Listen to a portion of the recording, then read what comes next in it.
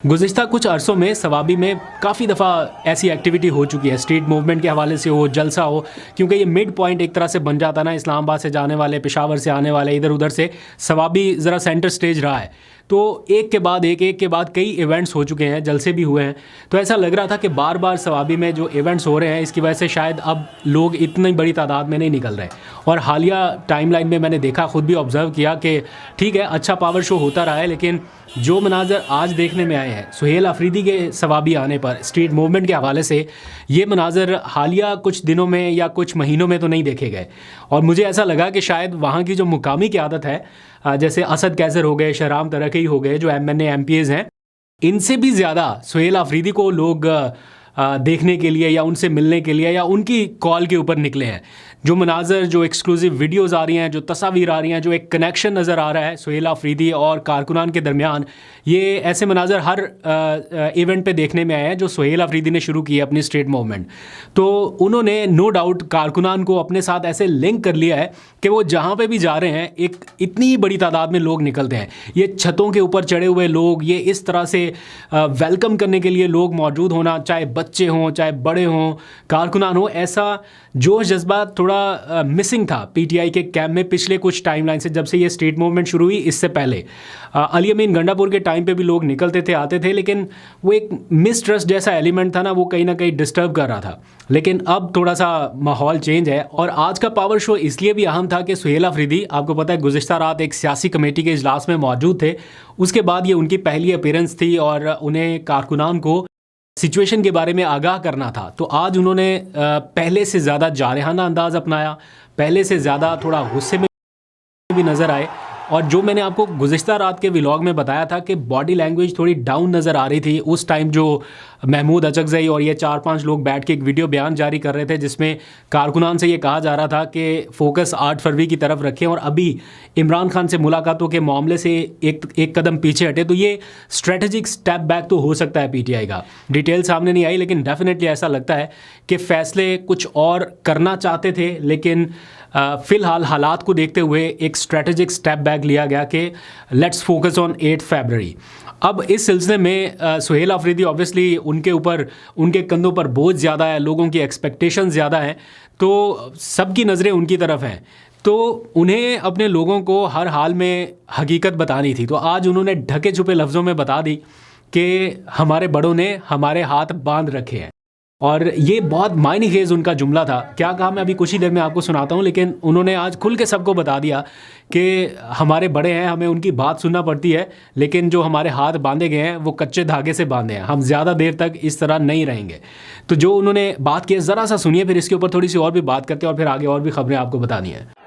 मेरे पाकिस्तानियों, हमारे बड़े हैं, हमारे बड़ों ने हमारे हाथ बांधे हुए हैं, लेकिन आपको भी बताता हूं कि ये हाथ कच्चे धागे से बंधे हुए हैं। इसको तोड़ने में हमें ज्यादा टाइम नहीं लगेगा।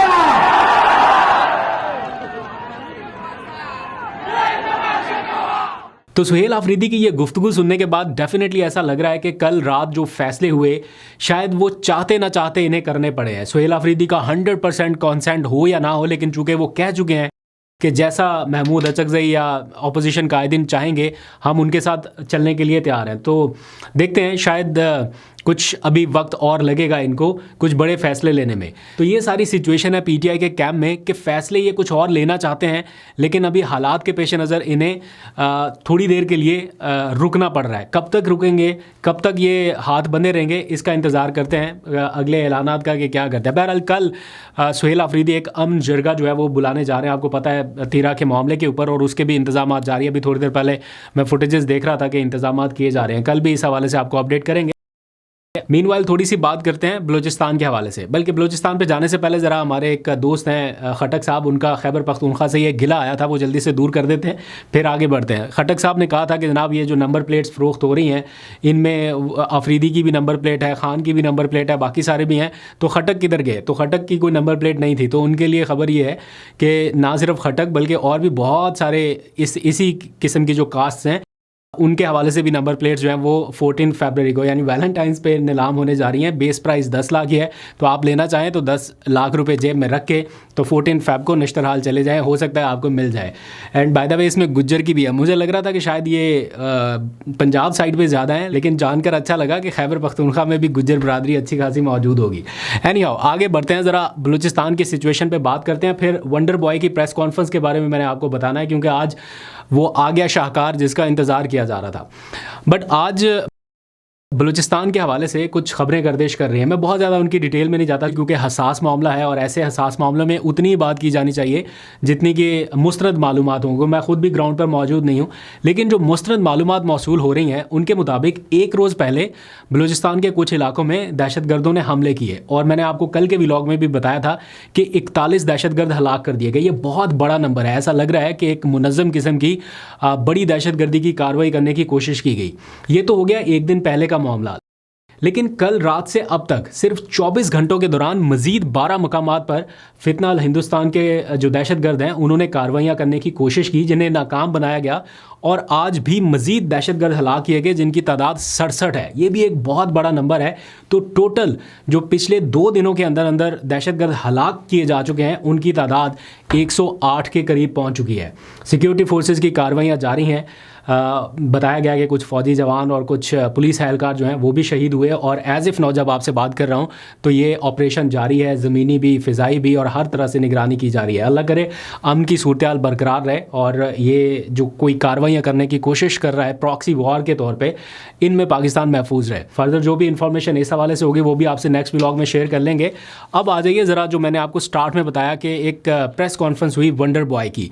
2-3 दिन पहले मुख्तलिफ व्हाट्सएप ग्रुप्स में एक इनविटेशन जो है वो सर्कुलेट करने लगा कि जनाब एक बहुत हंगामी नोयत की प्रेस कॉन्फ्रेंस होने जा रही है, और इसमें बताया जा रहा था कि ये प्रेस कॉन्फ्रेंस पाकिस्तान के अगले 50 सालों की जो सियासत है उसका रुख मोड़ देगी।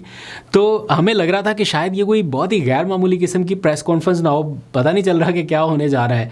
फिर आज ये प्रेस कॉन्फ्रेंस हुई और इस्लामाबाद के प्रेस क्लब में, और पता चला कि चेयरमैन अमन तरक्की पार्टी के फाइक शाह साहब, जो खुद को वंडर बॉय कहते हैं, उनकी प्रेस कॉन्फ्रेंस थी। और अब वो सोशल मीडिया के ऊपर वायरल होना भी शुरू हो गया कि वंडर बॉय ने प्रेस कॉन्फ्रेंस करके अगले 50 साल में स्टेबिलिटी का एक फार्मूला पेश किया है। काफ़ी सारी डिटेल्स हैं, मैं बहुत अगर सारी बताने लगूँ तो बहुत लंबा व्लॉग हो जाएगा, लेकिन उन्होंने कुछ फार्मूलाज पेश किए हैं कि कैसे मुल्क आगे बढ़ सकता है। इसके सदर और गवर्नर के इख्तियारात ख़त्म कर दें, ये ख़जाने के ऊपर बोझ हैं, इनकी कोई ज़रूरत नहीं है, और रोज़मर्रा के मामूलात में इनका कोई किरदार उस तरह से है भी नहीं। फिर उन्होंने कहा कि जो रिटायरमेंट की मुद्दत है इसको कम करके 50 साल कर दी जाए, ताकि नौजवानों को मौका मिले और 50 साल में जो बंदा अपनी ड्यूटी कर चुका है वो फारिग हो जाए।